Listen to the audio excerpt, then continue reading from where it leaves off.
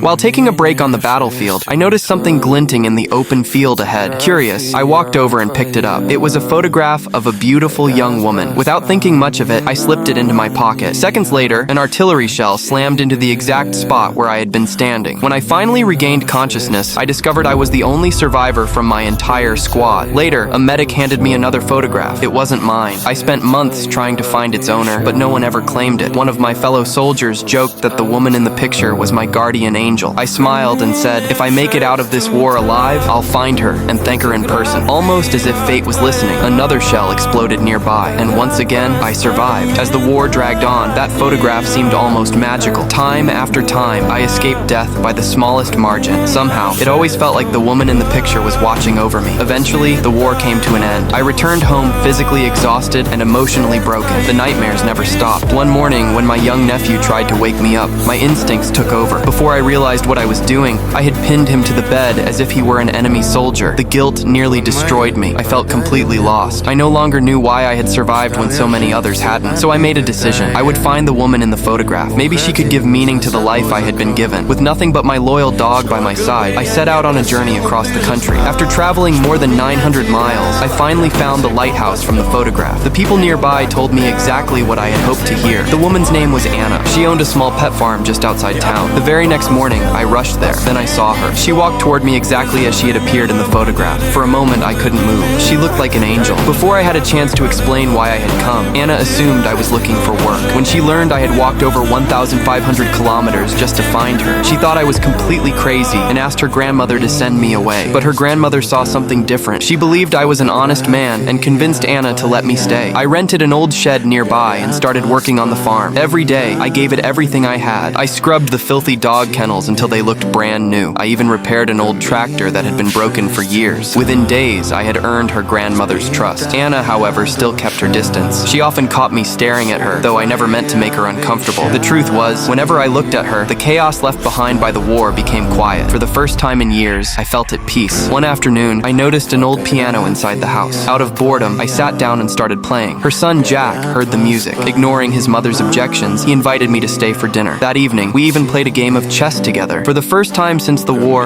I felt like I belonged somewhere. Little by little, Anna began to open her heart. I was slowly becoming part of their family, but just when life finally seemed to be getting better, a terrible accident changed everything.